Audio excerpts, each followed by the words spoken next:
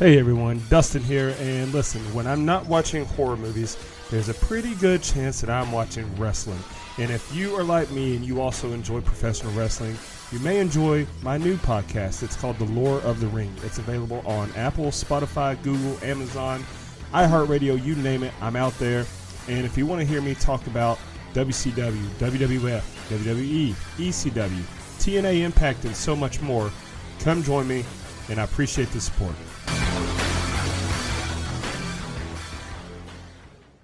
Hi, this is Jessica Morris, and you are watching Don't Go Out There podcast.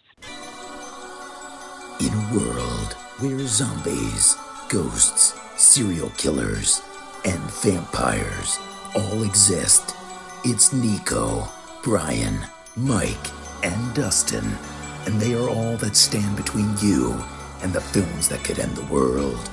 Welcome to the Don't Go Out There Horror Movie Podcast. Welcome back, everybody, to the Don't Go Out There Horror Movie Podcast. I just want to thank all our fans and listeners. We really appreciate all the support. You guys are awesome. Before we get into tonight's blood donor review, I just want to give a quick shout out to our website, don'tgoouthere.com. Everything about our podcast is on the website. Brian has done a great job. All of our episodes and interviews are there, from episode 1 to our weekly release. We've done almost 300 episodes. You want to go listen to our interviews we've done with these horror legends, go check out our interviews tab. It's a lot easier to find them there instead of scrolling through all those episodes. We also have our store. We have some new t-shirts, hoodies. I know it's way too hot, but if you're just in the house chilling and want to rock a hoodie, get a DGOT hoodie. We got Shan's Etsy page attached as well if you want to get a tumbler. Drink those cold drinks during the summertime. Rep DGOT. We'd love to see the pictures. And I'm going to shout out our social media, Facebook, Twitter, Instagram, YouTube, TikTok. Like us, subscribe us, follow us, all that good stuff. And social media is especially important for Brian's upcoming theme. All of our fans will be voting on each of us host picks. Now it's Brian's pick at the end of this show, but Mike's going to, it's Mike's week next week, so you got to vote on his 4 movies that he's got. So definitely follow us and, subscribe to us on all social media platforms. And I want to shout out our Patreons called Blood Donors. We have the traditional monthly reoccurring kind. None of that money goes into any of our pockets. It just goes directly back into this podcast where we host our website, host our files, make the YouTube videos. Helps pay for that, and it takes a big burden off of us. Or if you're a big fan of a movie and you want us to review it like tonight, that option is available as well. So just check out our website. Tonight we'll be reviewing Final Girl Donor, Missy Hutchison-Wall. This is her second review she's paid for. Really appreciate you, Missy. You're an awesome fan. We truly appreciate your fandom. She chose 2012's Chernobyl Diaries. I'll go first. I have not seen this movie until we reviewed it. I think it has a really, really cool, just like cover art. I think the cover art is awesome. And I thought the movie was just, I enjoyed it for the most part. I do have some big issues with it, which I think a lot of us will, with just how the film was shot. Like I didn't feel like they could make up their mind how they wanted to make the movie, if that makes any sense. But I'll just get into how I feel at the end of the movie when I do my rating. And I'll just say that I enjoyed it. I hate to throw out the old cliche line of popcorn horror movie, but it's a pretty decent little popcorn horror movie. Brian is not joining us tonight. He's busy doing big baller things in life, so we're going to go straight to Mike and his thoughts. Go ahead. Yeah, by the way, great to be back. Sorry I missed King Kong. As you guys noted last week, I was at a Taylor Swift concert at this time a week ago. Just so y'all know, I gave King Kong a 7. I thought it was a very good classic, and I wish I had been on for it, but things do happen. Okay, Chernobyl Diaries. I love the concept of this movie. I think a horror movie taking place in a natural disaster area is something I'd like to see more of. And I'm not necessarily talking about all these really bad, Titanic horror movies that have come out. Just hurricane movies and earthquake movies. I like those kinds of things, but not when they're action, Jean-Claude Van Damme movie. I want a good horror movie in that setting. So the concept and idea, I think, is very solid. You mentioned something off the top, though, Nico. It doesn't know what it wants to be. It's kind of like someone wanted to make a found footage horror movie that didn't know how to do it.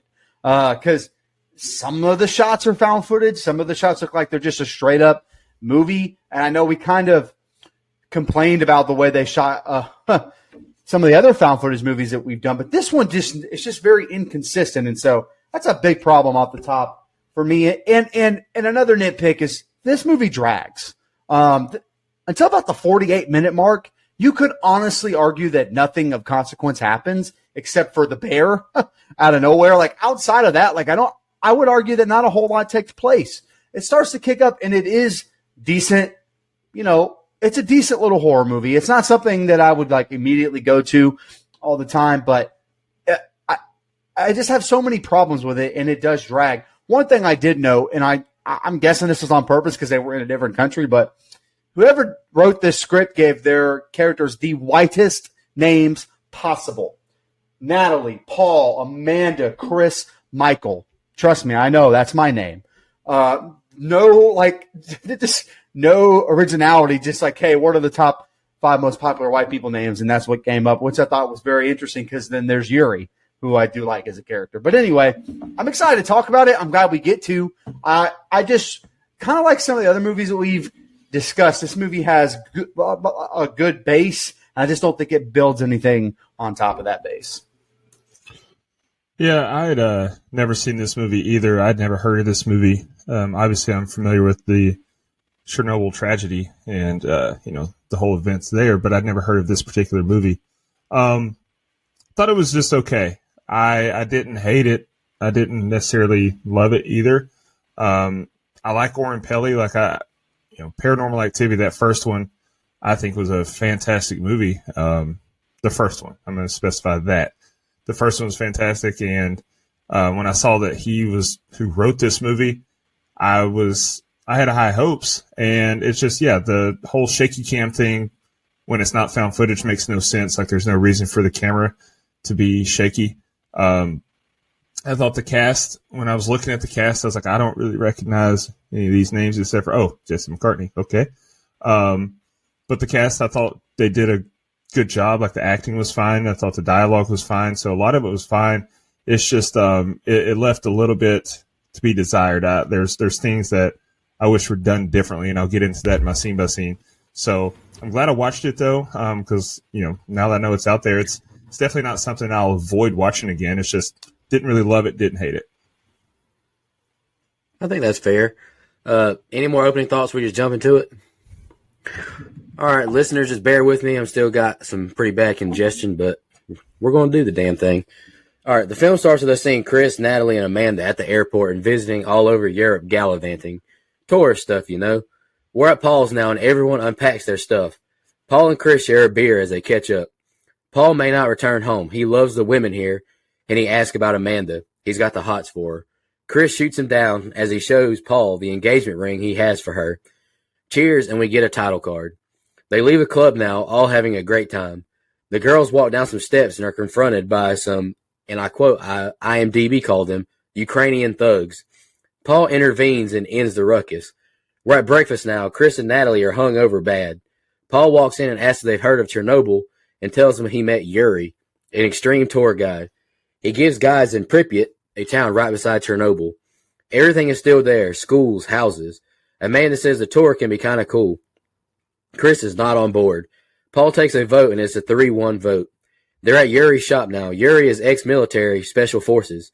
He tells them of the tour as Chris looks around. Zoe and Michael walk in the shop now, and they all handshake. They get in the van and head to Pripyat. It's a 2-hour drive.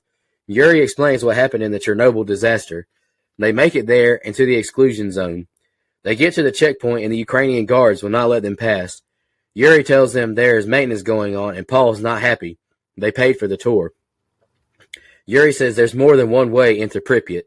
They take an off-road trail, and Chris says it looks sketchy. Natalie doesn't feel right about it either. They take a bumpy trail now, and all share laughs. They stop by the water, and Yuri says he wants to show them something. He puts his hand in the water and fakes like he's getting attacked. The others aren't thrilled about it. Yuri calls them back to the water and shows them the mutated fish that's still alive. They get back in the van as we see the water is full of these fish. Yuri tells them it's been abandoned for 25 years and radiation is finally starting to go down. Yuri tells them all these homes were full of people, 50,000 people just gone. He parks and they all begin to look around. Amanda takes pictures and Yuri tells him to stay near him and listen to the Geiger counter in case radiation gets too high. They are in awe of the Ferris wheel and all take a picture in front of it. More pictures being taken as they keep walking through the abandoned town.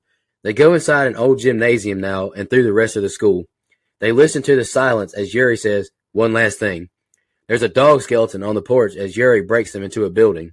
They go up the stairs and walk through an abandoned apartment. Yuri scolds Michael as he goes to pick something up. He says it's contaminated. They see Chernobyl from the balcony as Yuri seems to grow concerned as he sniffs around. He sees a smoldering fire and stomps the ashes. He says they need to leave. It's going to get dark soon. They hear a noise in the building and go to investigate. Out of nowhere, a radiation bear runs towards them down a hall and passes by them. They run to the van now, wondering what a bear's doing here. They walk to the van in a panic, and Yuri says he's never seen a bear. He says no charge for bear excitement, and the van won't crank. Yuri discovers the wires have been destroyed. He reassures them that they're here alone and tries to radio for help, to no luck. Michael asks, "What's the plan?" And Yuri is speechless. All right, Mike, that's the opening set of scenes I got. What'd you think? Sorry about my voice, guys. Yeah, so I would say there's really not a whole lot to say about this set of scenes. I mean, obviously they're kind of laying the background for what happened in Chernobyl and the tragedy and all that stuff. And I think, if this movie, let's say you don't know all that much about it and then you watch this movie, maybe go check out a few things that would pique your interest so you have more background. But I mean, they do a good job of doing that. And this gives you the setting of being in Chernobyl. Like, I do think they do a good job of wherever they shot this, which I should have looked up. That's very unprofessional of me. But they did make it look like a disaster zone that's no longer inhabitable. So I think they did a good job with the sets. Like, I think they look really good. And they do a decent job establishing this Chris Paul. That's funny. This, just so I don't keep making myself laugh, this Paul Chris brother relationship. Like, there's definitely some tension there. Some later on I have a little bit of a problem with it because I don't think they go deep enough with that relationship, but we at least know there's some friction there. And then you just kind of have these other characters that I have a really hard time latching on to and investing in. So I think as good as they do of setting the backdrop for the movie, I don't think they do a good job of making me invest in these characters. I just wish there was a little bit more depth there is all. You get a fucking bear out of nowhere.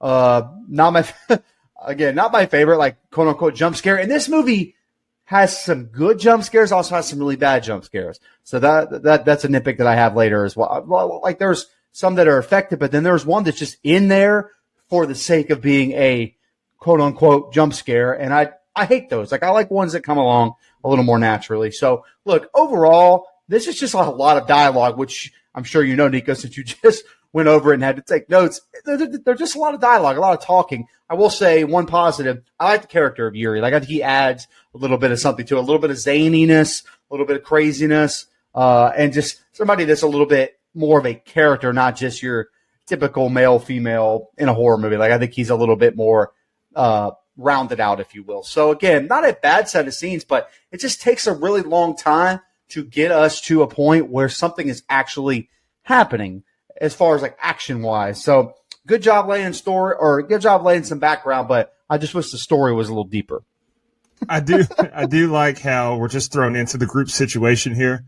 That can be tricky to achieve. Like, anytime you just join a group and you don't really get a slow build and introduction to the company or to the characters, that can be tricky. But I think they do it well here because it just seemed natural since they're on vacation. They're, as Nico put it, gallivanting across Europe.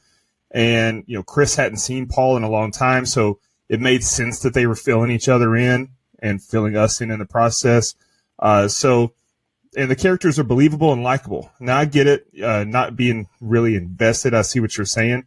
But the characters at least have their charm about them. Like, there's no character that I'm like, oh, this person sucks. I agree with appreciate that. You mentioned the jump scare, how there's good and bad. I really like the jump scare of the fish because it was set up nicely. Yuri had just played a prank on him with the jerky, and then there's that dead fish with the, mouthful of chompers, and it just, the way it jumped, I like that. That was a nice way of letting us know that, yeah, the radiation's died down and it's technically safe to be there, but something's still going on. So I like that. Now, Yuri, I had my suspicions about Yuri the entire movie because, it's just, number one, he's a stranger and he's going to just take you on this exotic tour to one of the, most talked about places in Europe. And you're shut down by the guards, but he's going to sneak you in the back door. There's just something eerie about him, especially when he sees that, that dust pile or ash pile, whatever it was, that was smoking. He just brushes out of his way with his foot. It's like, okay, this guy's, I don't know if we can trust him. And I don't actually like that they planted that seed of suspicion, because it turns out, we find out in the next set of scenes, like, there's nothing to fear about Yuri. He's just a tour guide. And then the bear, I agree. The bear was unnecessary, because that kind of makes us think that there might be more bears throughout the movie. And that's the only glimpse of a bear we get. Although that's what I thought too. I was like, damn, they never even make him a villain again. It's just one bear. That's weird. It was funny that Amanda said something about a radioactive psycho bear. And I was like, must be a cocaine bear prequel. But we don't get more bears, so I guess not. And then, all I know about this opening set of scenes, all I know at this point is the score's creepy and, creepy sounding, and it's very subtle. And I know that there was that mutant fish, but nothing says that I should be scared or worried about our characters at this point in the movie. It's more just an unfortunate situation, like they're stranded, but there's no reason for us to believe through this point that they're in any kind of danger or anything. And so I kind of like that slow burn as far as what we're setting up for. But at the same time, it almost lulls you into a false sense of security to the point of, okay, let's get to it. Like, you almost get bored with it at times, but the characters are likable enough to keep you at least a little engaged. See, Dustin, I'm with you on Yuri, but I do think, like, he definitely knew about what was going on with the guards and the patients. Yeah. I completely feel like he knew about it, but he just didn't want to give Paul his money back, so he snuck him in. And that's fair. It just kind of sucks what happens in the next set of scenes to him, because all that was left unexplored. Like, I wish that it would have came out that he did know. That would make me feel better. Or maybe he was even in on it. Yeah, I say they never let us in as an audience on that. And that's a good point. Yeah. Like, it's kind of implied, but it's never really said out loud or never shown to us. So I agree with you, Dustin. Like, what happens to Yuri here in a little bit, spoiler, Yuri dies. It's unfortunate, because I wish they would have, hey, man, that would have just given the movie a little bit something else, like a little bit of a twist that even if it's obvious, I would have liked to have seen. Yeah. Yeah, at the very end, when, like, they're pushing her on that stretcher, they could have brought it up, like, about Yuri very easily, I feel like. At least to tie some loose ends together. All right, later that night, Yuri is still radioing for help, but no luck. Paul is pissed, and Yuri says it's not his fault. Excuse me. Natalie and Chris blame Paul as well. Paul asks what are their options, and Yuri says to sleep in the van, and they fix the van in the morning or walk to checkpoint. Yuri tells them not to walk at night. It's not safe. Zoe hushes them as she hears a noise. They think they hear a baby. Yuri gets a gun out the glove box and goes to check it out. Chris snaps and goes with Yuri. He tells Paul it's a hazard having him as a brother as he slams the door. He runs and catches up with Yuri as we see gunfire shots. Paul runs out immediately to see what happened. The others watch in fear as they see Paul and Chris heading back to the van. Chris has a severely hurt leg. He says there was a lot of them and they got Yuri. The van is now attacked by rabid dogs, and the battery begins to die in the van as the lights flicker and eventually go out. They put a tourniquet on Chris's leg, and the van is attacked again. Morning time now, and Chris is still in a lot of pain. Michael says he can't fix the van unless they get a new set of leads. They find another walkie-talkie and try to radio for Yuri. Paul, Michael, and Amanda leave to go and find Yuri. Amanda says dogs couldn't do that to Chris, and Paul keeps radioing for Yuri. They find Yuri's walkie-talkie on some steps and walk down into the building to see if he's alive. They follow a long blood trail on the ground until they find his mutilated corpse. They find his gun and run to hide when something walks in the room. Amanda hides by a stove as the others make it outside. Amanda looks at the person eating the corpse and begins to crawl away. Amanda grabs the gun under the table and makes a run for the door as she's chased. Paul fires 3 shots through the door and they take off into another room. Michael breaks a glass door and they escape out. They make it back to the van and they tell them they have to leave. But Chris can't leave. His leg is too badly injured. Amanda sees a person in the window of one of her photos. The other four go to make a run to the checkpoint, giving Natalie a walkie-talkie and the gun for protection. They have to reroute when they see dogs eating in the middle of the road. They make it to a junkyard and the Geiger goes off. Paul is concerned when he sees bullet exit holes from the bus. They begin to look for some cables. Paul breaks into the bus and he sees bullet shells everywhere. They look for a gun but find nothing in it except a flashlight. They see a broken, bloody window with a guard's uniform. Paul radios to Natalie they found cables for the van. Bad news, though. We hear dogs barking and they're chasing after them. They make it to the water and they try to take an old bridge. Zoe falls in the water and Michael goes after her. She gets out safely, but Michael is attacked by the fish. Amanda helps get him out, and we see his leg is bleeding. They make her run for it again back to the van. The next set of scenes are the ending, and go ahead, Mike. Yeah, so again, the action picks up here for sure. We finally start to use the environment as a you mentioned the fish in the first set of scenes, Dustin. That's really like the only time I think they use the environment as like a scare tactic.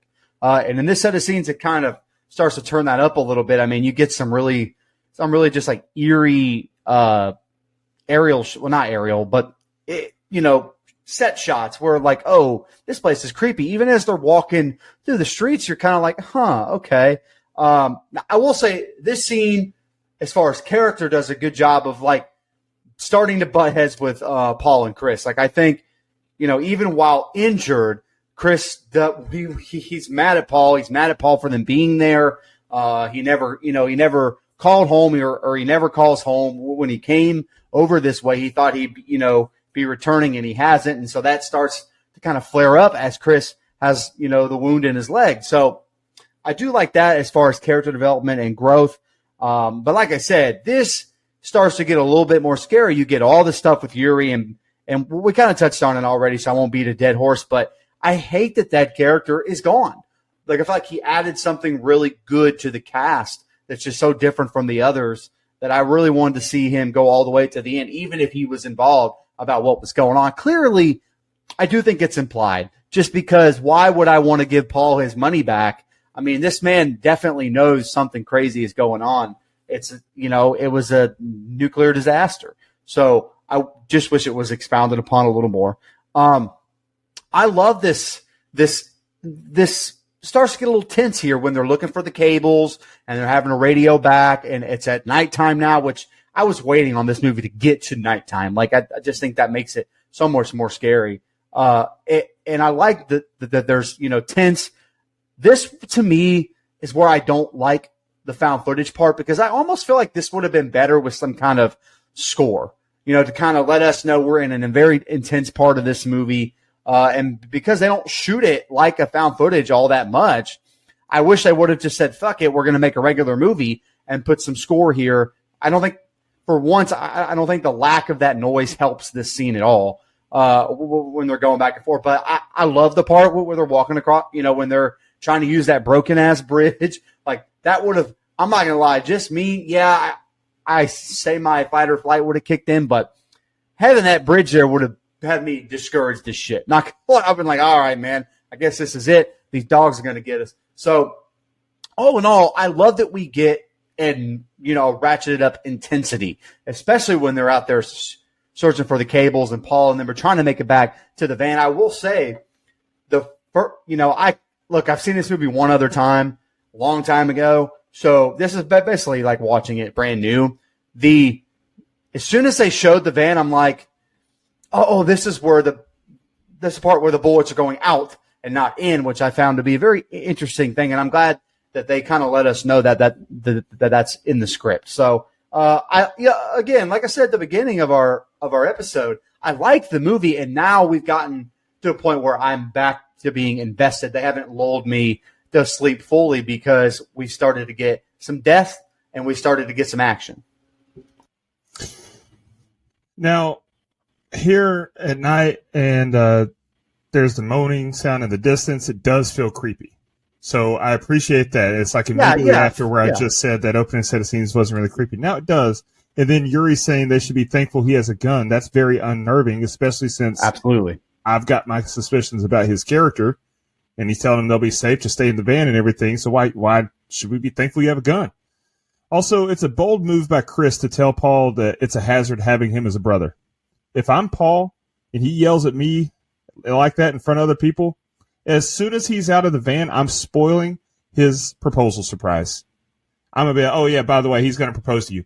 Fuck that. I don't care. Play for keeps. Now, if I'm anyone else in this group, once Chris gets attacked, I'm telling him I'm leaving, never looking back again. But Natalie appears to be willing to stick by his side based on her body language. That's 2 Jesse McCartney references. You're welcome. But then, when they find... she's got a beautiful soul, so, When they go looking for Yuri and they find the walkie-talkie, look, I get wanting to find Yuri and all that. And usually I'm saying, or we're all saying, don't go out there. But in this case, do not go in there. Don't go in there. Nothing good can come of it. And it's very tense while they find Yuri's remains and, hear those footsteps or hear the rustling in the building there. Also, it's very gentlemanlike to leave Amanda to fend for herself. Assholes. I mean, that's just true chivalry. That scene honestly reminded me of the kitchen scene from Jurassic Park. Like, she's hiding behind the furniture there and everything. And I really like how they kept the identity hidden. Like, we don't get a good look at what's over there. And so it just makes it even more tense and mysterious. The mysteriousness of it just kind of makes it more scary. Then I praised the jump scare earlier, but this one in the bus was stupid. Like when he jerks the curtain back and nothing's there, but then the curtain falls. Like, I hated that jump scare. It was just so unnecessary. And yeah, last thing I've got is they're running away here. Okay, that's all fine and dandy, but you got a rickety ass bridge over some radioactive water. I think I'd rather take my chances with them dogs. Those dogs, their tails were wagging. They probably just wanted to play. Fuck that. And if worse comes to worse, I'll Michael Vick those dogs. I'm not going to fall in radioactive water. No. But, I wish that water would have really fucked them up more. I wish it would have had some major consequences, but we don't get that. It's okay. This set of scenes I liked a lot better than the open, honestly, because the action's picking it up, and like I said, it feels like a horror movie. I have reason to be quote-unquote scared. There's a lot of tension, so I like this set of scenes a lot. It's probably my favorite set of scenes. Yeah, I agree with that. Really quick, Nico, just so live fun fact here, since I didn't know and I wanted to know, this movie was filmed on location in Hungary and Serbia. Fun fact. I probably should have looked up before the show, but that's okay. All right, guys, here's the ending. Nighttime now, and Michael says something else is going on. There's got to be people here. Amanda tells him she swears she saw a person in one of her pictures. They hear a noise and run to see the van is missing. It's been flipped over in a new location nearby. Paul yells out for Chris, and we watch a phone recording that shows Chris and Natalie being attacked in the van. We see both being dragged away by some people. Amanda begs Michael and Zoe for their help to find the others. They run until they make it inside a building where they see fresh blood. Paul calls for Chris as they explore the building. A person throws something at them, and they take off running. They run into Natalie and get her. Michael grabs a map, and Paul asks Natalie, "Where's Chris?" She tells him they got him. Michael takes a gun and says he's going to the checkpoint to get help. Amanda convinces him to join them, and they'll get help together. They're lost and look at the map until they spot a child standing in the open. They walk towards it, and Natalie is grabbed by a person in the shadows. They head towards her screams, and they run into a dead guard's body. They turn around to see they're being chased by hundreds of people. They make it into another building and barricade it off. They find another room and head down the stairs. Michael is grabbed by the people as the door is closed, and Zoe is devastated. They collect themselves and continue their journey down the tunnels. They get to a room and find the engagement ring Chris had. Paul is jump scared by one of the people, and they take off running again. They climb up a ladder on the wall, and Amanda makes it up safe, but Zoe is grabbed by the people below and killed, eaten alive. Paul and Amanda continue on, and they realize they're in the control room of Chernobyl. Amanda tries to comfort Paul as the Geiger goes off nonstop. Paul says he can't see, and Amanda says her face is burning. They find Natalie's dead body on the ground, and Paul apologizes to Amanda as they weep. They're both attacked by the people, and Amanda, like a badass, fights them off and saves Paul. They continue on and are stopped by the military. They cry out for help as Amanda falls to the ground. They tell them to stop in Russian and fire a warning shot. Paul can't see and steps forward and is shot dead. Amanda is carried away on a gurney. She awakes, seeing hospital workers moving her. He tells her the people were escaped radiation patients. The doctor says we can't let her go. She's seen them. They pick her up and walk her to a door. She's thrown and locked in a cell where the radiation patients attack her, killing her as the film ends. Oh, yeah. So, first of all, I'm a big fan of camera angles showing something or someone ominous lurking in the background while our protagonists are unaware. They did that here, like the shot where they're talking in the dark and trying to figure it out. You can see something in the light of the moonlight behind them creeping across the street. I like that. And then why didn't Chris and Natalie radio them to let them know they were in trouble? Like, not one word. I get it. It happened pretty fast. But common sense to me says, oh, shit, something's happened. I'm grabbing the walkie-talkie, pushing the button, and at the very least, just screaming into it. Also, this van had shades that were rolled up above every single window. And I thought this earlier when the group said, hey, we're going to leave, but you guys stay here. I saw those shades, and I was like, maybe they should roll those down.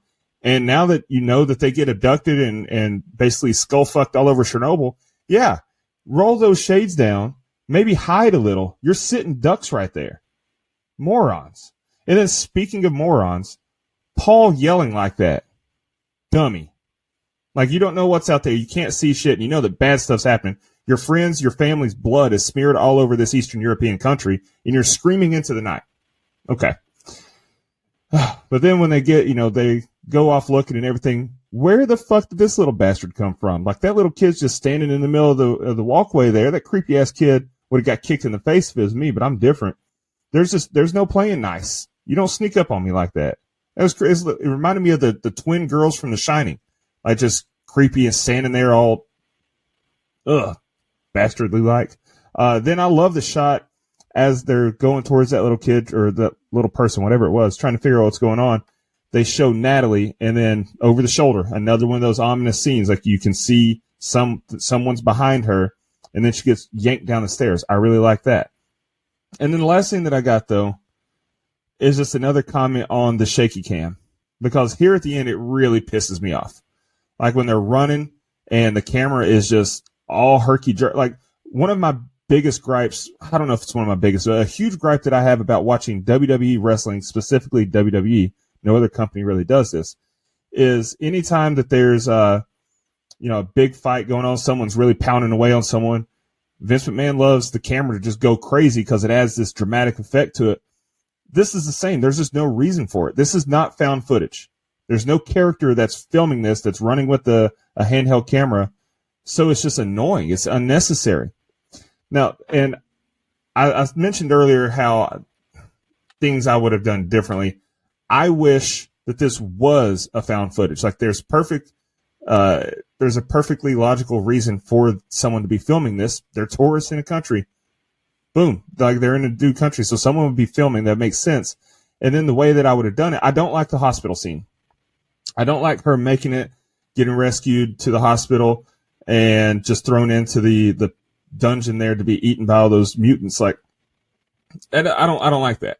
I wish my biggest thing I would change, really the only thing I would change, have there be one of these characters is recording this whole thing, and then at the end everybody dies, but we see someone pick the camera up, turn it towards their face, and turn it on. Like, we've seen that in other movies. So they find this camera, and it's got all this documented tragedy and horror on it. And that's how the footage gets out. It's a perfectly logical explanation of why we, the audience, would be seeing it, because the camera gets out. Pretty sure that's how it was done in, not really how it was done in Paranormal Activity, but, the camera is left in the house, and so it makes sense that the footage would get out. Or in like, you had it, man. You've done it before. It's just, I didn't really like the ending. Just my biggest gripe with the movie is the ending. Yeah, so here's the thing. This ending does a great job of, like, amping up that creepiness level. Like, again, like I said, how they use Chernobyl in this area as a character of itself. This is the first time it's actually executed, to me at least, to its fullest potential. Like, all these buildings, and you don't know. I think this movie does a good job of kind of like concealing who the quote unquote monster or villain is. For the most part, it's a couple of different things. It ends up being all these people that were quote unquote left behind. And I like that. I think it does a good job of using Chernobyl as the scary part of the movie. So Paul makes a lot of really dumb choices here to me. Like like you said, he's yelling out and it doesn't make any sense. And, he kind of reminds me of Jessica Biel and Texas Chainsaw Massacre. Like, her character was the reason everyone was in a fucked up situation. Same thing with Paul. Hey, man, you're kind of the reason we're all here. We're all in this situation, and now everyone's getting killed off. And I think there's some, the deaths aren't really the point of this movie, the quote-unquote, the kills. I don't think there's anything, great. But we do finally get some. You mentioned the creepy little kid, buddy. That one got me a little bit because I was not expecting it because I hadn't seen this movie in so long. And so that one got me a little bit. Very fucking creepy for sure.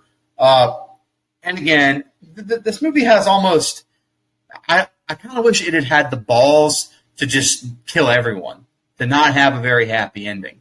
Like, I don't necessarily know if keeping Paul and I don't know if keeping them alive was the best move to me.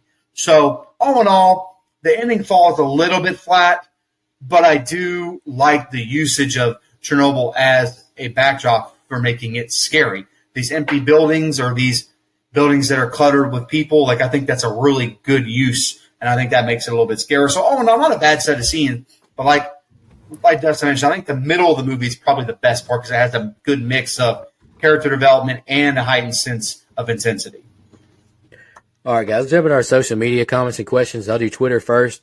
The only reply we got was from a teammate of the show, Kevin. I dig this movie. Outside of slashers, the found footage subgenre of horror is my favorite, so this movie automatically gets a boost for me. I'm also a fan of the ending because it's not a happy one. Horror isn't meant to be all sunshine and rainbows before the credits roll. Kevin, I'm inclined to agree with you, honestly, on the ending of this one. I wish it was a little less happy. For sure. All right, let's go over to Facebook now. Abby Renee commented, I actually did enjoy this movie. I fell in love with Jesse McCartney when he was in the boy band Dream Street. As soon as I saw he was in it, I had to watch it. I have watched it a few times since, and it is probably a guilty pleasure. I feel like this could be a very appropriate guilty pleasure movie. Absolutely. Joe Swinford commented, I actually like this movie. It gets some hate, LOL, but I could rewatch it. And Matt Sears commented, if you want to see real horror, watch the 5-episode HBO show. Have y'all seen that? I haven't seen it. Is it any good? It's fantastic.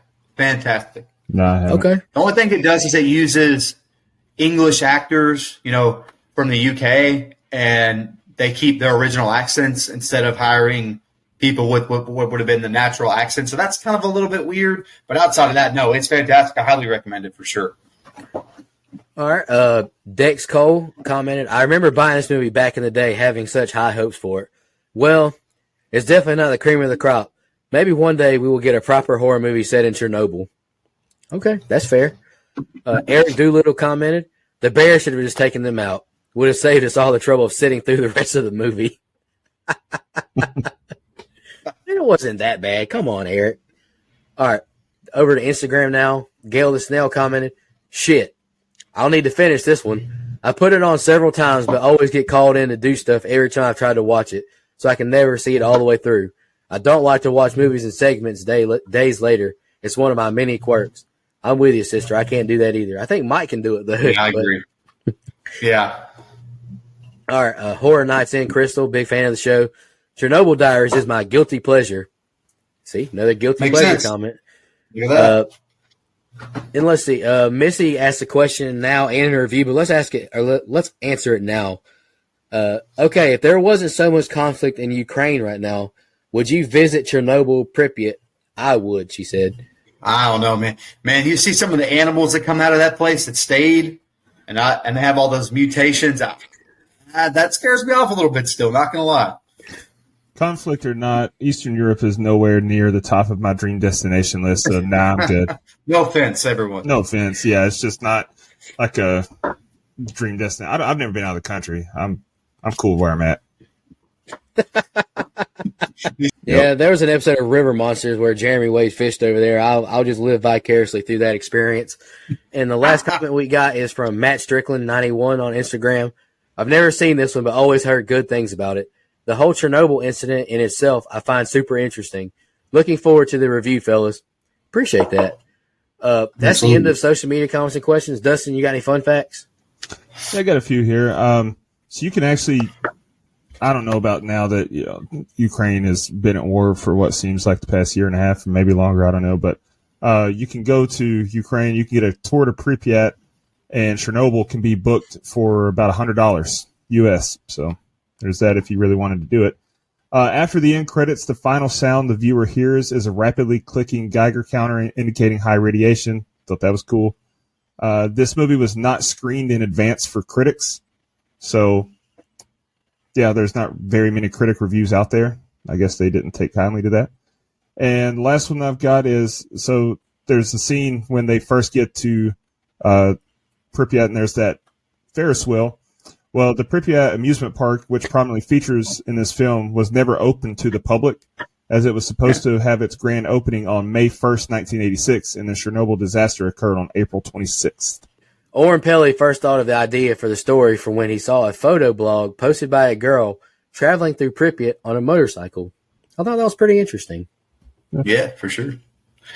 Okay, so this movie's budget was $1 million, which, holy crap, that was made pretty cheap, especially when they filmed on location, and made a total of $37.2 million, which is quite a damn bit of money when you consider the budget was only $1 million for shooting on location. So I found that pretty impressive. I saw the movie a long time ago when it came out, but I did not expect it to have that high of a gross. That's pretty good for like you said, like a popcorn horror movie or guilty pleasure for sure.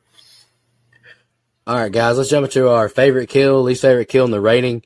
I'm just going to read Missy's first, if that's okay. Then I'll do mine. Yeah. Hey there. Okay, my thoughts on Chernobyl Diaries. What a great, mediocre film. Ha. This is a guilty pleasure for me, and it's one of those movies I'll have on in the background while doing other stuff.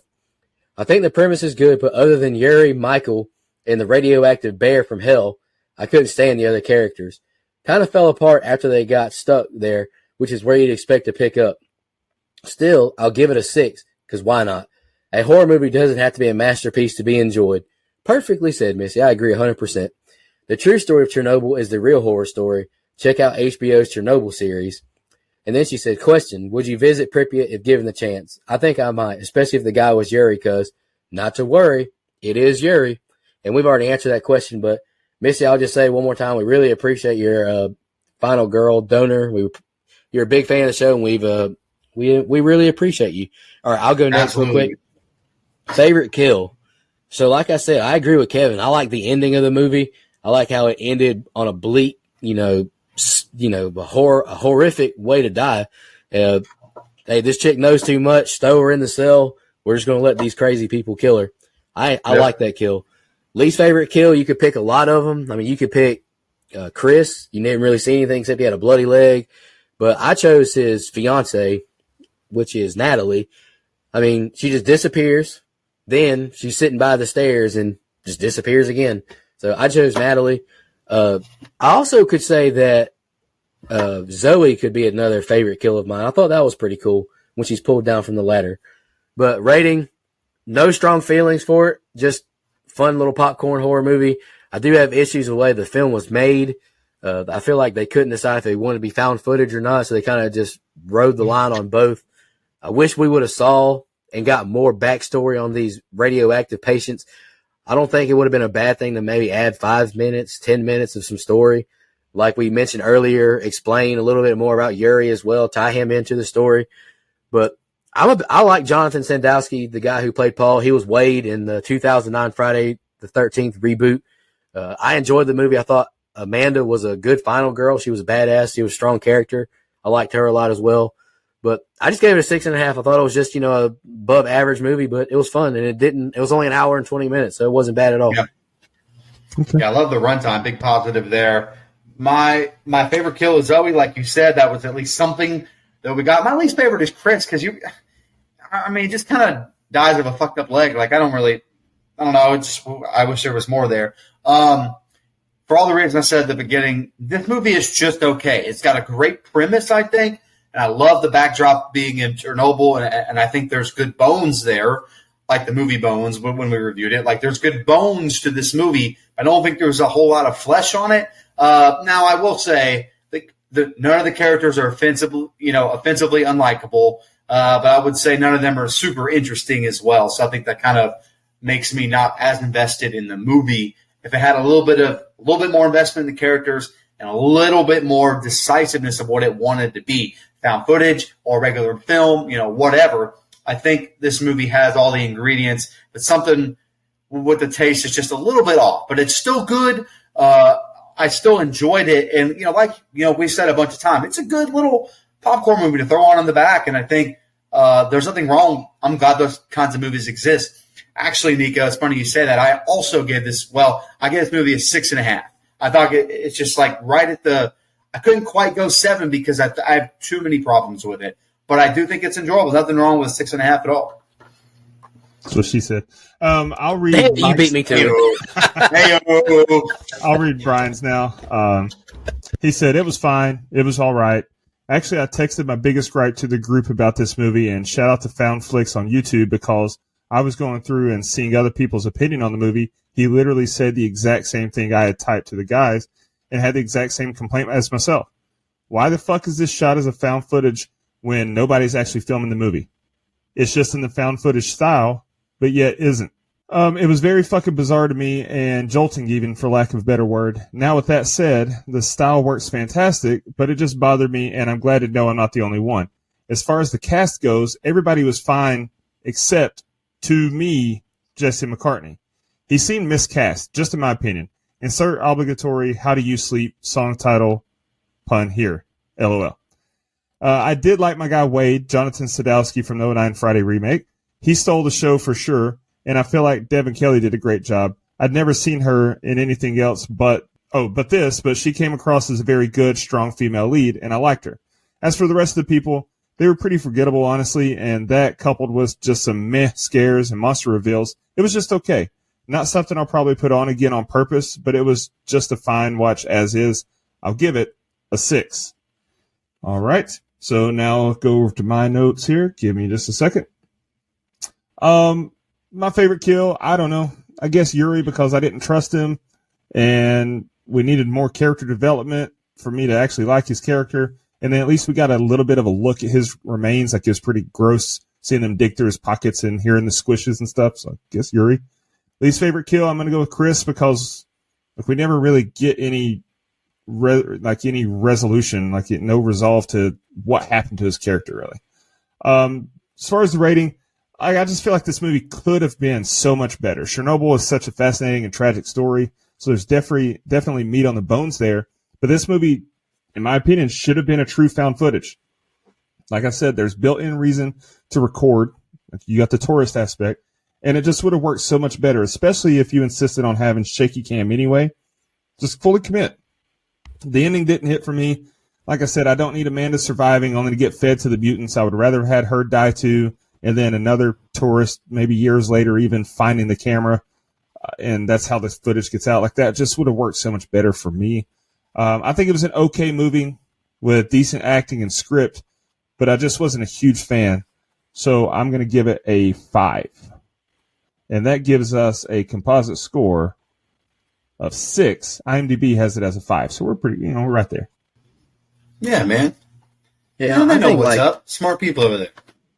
I think, between 5 and 7 is very fair for this movie. I feel like a way you could easily fix this movie, though, like you mentioned, Dustin, with making it found footage.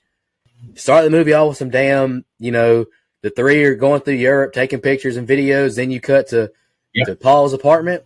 He's recording everything on a camera because they've already planned the Chernobyl. Just already have the damn Chernobyl visit planned. And, they're going to Chernobyl, then they're going to Moscow. Easy to fix it, and then it makes sense. And it doesn't make you wonder, why the hell is this part of the movie look found footage and the next part does look found footage, but it's obviously not. So could have easily fixed it. Yeah, like what you just said reminded me, I know that you and I shit on Cloverfield, but the way that party scene was shot early on, like how they're filming it and then the camera cuts off and then we pick back up and they're over here doing this. Like, it just makes so much more sense in this case to shoot this movie that way. So yeah, completely agree. Right. I agree with that. And it makes sense because you're going to Chernobyl. Like, you want to film what the hell you're going to look at. It's one of the most famous disasters Yeah, it's one of the most famous disasters in history. Cloverfield didn't work because you're getting chased by a giant goddamn monster. Why the fuck you carrying this camera around and still worried about it? But anywho, we're not going to shit on Brian's birthday pick again unless he wants us to. Let's shout out our blood donors, and then we'll announce. Movie sucks. Let's shout out our blood donors, and I'll announce Brian's pick. Big thanks to all of our blood donors: camper level reoccurring Clayton J, Nina, Michelle Mirza, Andrew Ferguson, the Horror Movie Crew podcast, Alex Seligson, Eric Doolittle, Sean Irwin, Brian Samick, and Michael Evans. Our camp counselor reoccurring are Dennis Kennedy, Edwin Hernandez Gunn, Joe Swinford, Jennifer Davis from the Too Close to Home podcast, Heather Smith, Kyla Denise all the way from Australia, Adrian Aiello, Jake Hambrick, Clay Moore, Karen, Matt Strickland, and Gail Koontz. Really appreciate y'all. Y'all take a big burden off of us, help us pay these bills around here because times is tough. Brian's theme, I'll announce it for him since he's not here. Each week, all of us co-hosts are going to pick 4 movies for all of our fans to vote on. Twitter, Instagram, TikTok, Facebook, YouTube, every single social media we have, we're going to post on there, and we're going to tally up the votes and see who wins. And the winner is the movie we're going to review the next week. Brian chose between Dr. Sleep, Fear, From Hell, and Underworld 2. And Dr. Sleep won by just a few votes. So your votes do matter. So next week we'll be taking on Dr. Sleep. I've not seen that movie. I'm looking forward to watching it because I was a big fan of The Shining. And I'm a big Mike Flanagan fan, so I'm excited to see it. Yeah, if you like The Shining, there's no reason to think like that doesn't mean you're going to like Dr. Sleep. Because You will, Nico. That motherfucker put me to sleep, I tell you that much. I think you will, Nico. It's a little long, but I think you'll like it enough. Hey, pause. Whoa, pause. Hey-o. Anywho, and also, I'm going to go ahead and just tease it now. Scream 6 is coming out pretty soon on Blu-ray. I'll be getting my copy within like next week and a half. So y'all might as well get ready for a Scream 6 review as well. I mean, we can't do it. So, I mean, hell, Scream 2022 is one of our most listened to episodes ever. So we got to do Scream 6. I mean, why wouldn't we want to do that movie anyway? It was great, right, Dustin? Thanks, buddy. Damn right. All right, let's end the show now. Let's end the show now, guys, because I'm just kidding. I'm looking forward to reviewing that. Looking forward to reviewing Dr. Sleep and Scream 6 whenever it comes out. Stay tuned on our social medias before we end this episode. Go vote on Mike's picks. He's going to drop his 4. We're going to drop his 4 tomorrow on social media. So make sure you vote. We're going to announce the winner next week whenever we do our episode. So make sure you vote. Really appreciate all listeners. We appreciate your support. Y'all have a good one. Just want to remind everybody.